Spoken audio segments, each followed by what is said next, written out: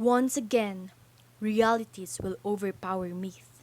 And once again, there's the possibility that the world can be changed. Good day, everyone. We are from Bachelor of Science in Nursing from Block 15, which is slavery as the main topic in England before John Wesley in 17th century. Introduction. In 1661, nearly one-fifth of all British clergy, those who opposed the Act of Uniformity, were expelled from the Church of England. William of Orange then became the king. During his reign, but not according to his wishes, occurred the second reason for Britain's spiritual and moral decline, namely the expulsion of non-jurors. That is over 100 Anglican clergy who refused the oath of allegiance to William. The third reason for Britain's degeneration was the suppression of convocation, whereby Anglican bishops and clergy were forbidden official to meet together to deliberate on ecclesiastical matters, a state of affairs that persisted until the middle of the 19th century. In the last quarter of the 18th century, the media began to expose the public to the horrors of the slave trade. The trade involved what was termed the triangular trade route. The first leg involved the voyage from England to Africa with goods to barter with Africans for African slaves, often prisoners of tribal war or victims of slave raids. The second leg brought the slaves from Africa to the West Indies or American colonies and was known as the Middle Passage, the middle leg of the triangle. In America, the slaves were unloaded and products such as sugar, cotton, and tobacco were loaded for the final leg of the triangle and then back to England. Wesley knew about slavery. He would have been aware of the Song incident. But he had also directly encountered slaves in slavery years earlier in America. Nowhere in the corpus of Wesley's writing is there a statement in support of slavery, while he does not attack slavery head on until he is 69 years old.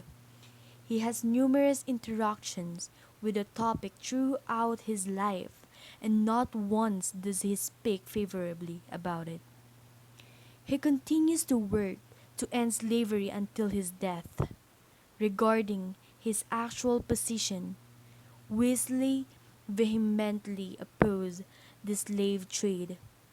Some of his harshest epithets are used in referring to those involved in the trade.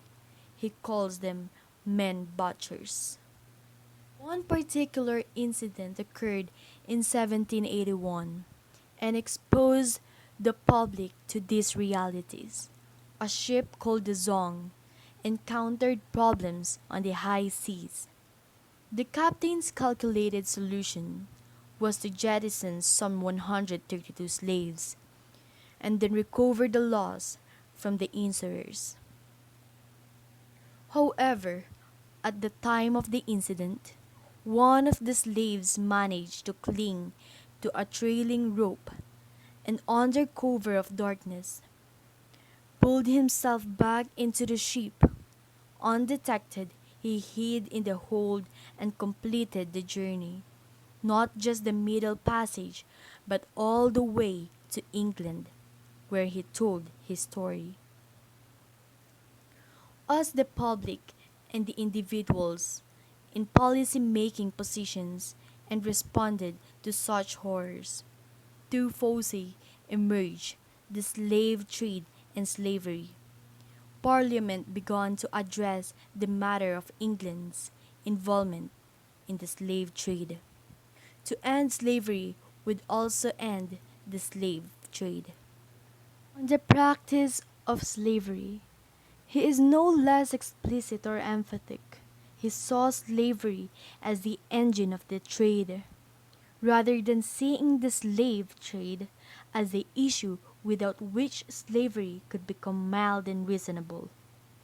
Slavery itself was incontrovertibly wrong. The very basis of existence in human nature, the rule of nature, contradicted slave life regardless of harsh or mild circumstances. Was Wesley the single most important factor in ending British slavery? The answer is probably no. Such a statement would fall in the realm of myth. Was Wesley a very significant factor in the abolition of British slavery? The reality is a clear yes. He and his movement directly influenced those in political leadership, such as William Wilberforce. He and the movement also influenced many of those who would be in Parliament a generation later when the issue was decided. And more broadly, the masses of English, the common folk who signed petition and elected members of Parliament were greatly influenced by Methodism, which had become the largest dissenting group in England. The contrast is seen in America, where Methodist leadership were not consistently opposed to slavery, and the cross-section of American lay Methodists were not of one mind on slavery. Also, American Methodist leadership did not have the level of influence in government that their English counterpart had. The result was that America would postpone addressing slavery for more than a generation after Britain, and then mainly because of the threat of succession.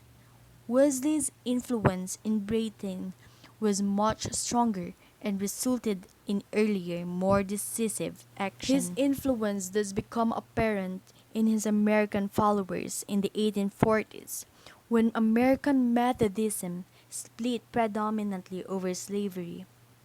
Wesley's personal position was cited as the official stance of both Wesleyan and Free Methodist. Words and ideas can change the world. They have and they still can. John Wesley's words and ideas changed his world. His principles of justice, love, and social action can influence our ideas and words. His followers are determining to present some of all villainies, to seek out the malignancies that infiltrate human society, and to address them with the same commitment with which Wesley attacked slavery.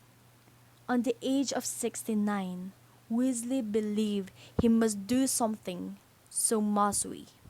Once again, realities will overpower myth. Once again, there is possibility that the world can be changed.